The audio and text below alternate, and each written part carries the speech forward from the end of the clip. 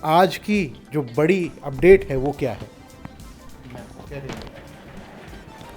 देखिए, आज की जो बड़ी अपडेट है, सबसे पहले मैं आपको बता दूं, प्याज को लेकर खबर आ रही है। महाराष्ट्र की सरकार ने प्याज पर एपीएमसी मंडी का जो टैक्स लगता है उसमें छूट दे दी है।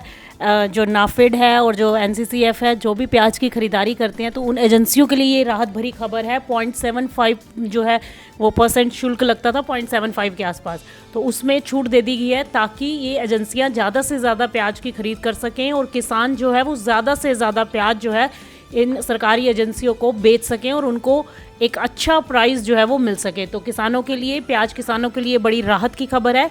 महाराष्ट्र के किसान काफ़ी लंबे अरसे से इस चीज़ को लेकर काफ़ी परेशान थे, प्याज की कीमतों को लेकर, लेकिन अब सरकार धीरे धीरे प्रयास कर रही है। जब से किसान सड़कों पर उतरे हैं उसके बाद से लगातार कोई ना कोई अपडेट आ रहा है और सरकार की तरफ से भी पूरी पुरजोर कोशिशें की जा रही हैं कि किसानों को सही दाम दिया जाए। तो इसके लिए सरकार लगातार कार्यरत है और प्रयास कर रही है कि हमारे किसान भाइयों को इस बार अच्छा से अच्छा दाम जो है वो प्याज का दिया जा सके। तो आपने जैसे कि बताया कि प्याज को लेकर के हम भी लगातार खबर इस पे नज़र बनाए हुए थे कि प्याज के दाम कम हुए थे, जिसको लेकर किसान जो है सड़क पर उतर आए थे।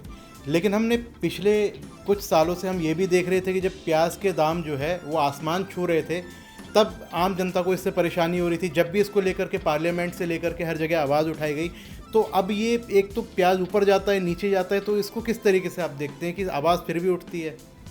देखिए, प्याज के प्राइसेस जब ऊपर गए थे, आप ये देखिए कि कब ऊपर गए थे और उस समय पर क्या प्याज किसानों के हाथ में था। पहली बात तो ये, जब किसान माल बेच देता है, व्यापारियों के हाथों में माल होता है, उस टाइम पर ये तेज़ी बनती है। अमूमन हमने यही देखा है, क्योंकि आप देखेंगे जब फसल आती है और जब किसान मंडियों में फसल लेके आता है, आवकें होती हैं, उस टाइम पर प्रेशर दिखाई देता है कीमतों पर। और हर साल हमने ये देखा है कि किसान औने पौने दाम में प्याज जो है वो बेचता है। कई बार ऐसी तस्वीरें सामने आती हैं कि सड़कों पर ऐसे ही प्याज फेंक दिए जाते हैं।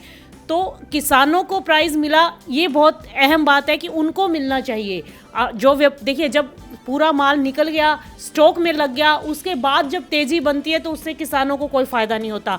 आपने ठीक कहा कि आम उपभोक्ता जो है उनको फिर परेशानी होती है। तो आप ये देखिए कि पैसा कौन कमा रहा है बीच में, मिडल मैन लोग जो हैं उनको इसका बेनिफिट मिलता है, ना कि किसानों को। तो सफ़र जो करता है इस स्थिति में, वो किसान सफ़र करता है या फिर आम जनता सफ़र करती है।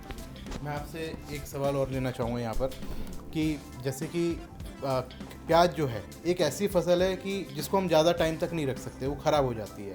और हम यही देखते हैं कि प्याज को लेकर के जो दाम ये ऊपर नीचे हो रहा है, कहीं ना कहीं सरकार को इसको लेकर के कदम उठाने चाहिए कुछ ना कुछ। आप किस तरीके से इसको देखते हैं? आप क्या सजेशन देना चाहेंगी गवर्नमेंट को कि क्या कदम वो उठा सकती हैं ऐसे कि जिससे किसानों को जो है फ़ायदा भी मिले और स्टोरेज जो है वो उस पर भी फ़र्क पड़े?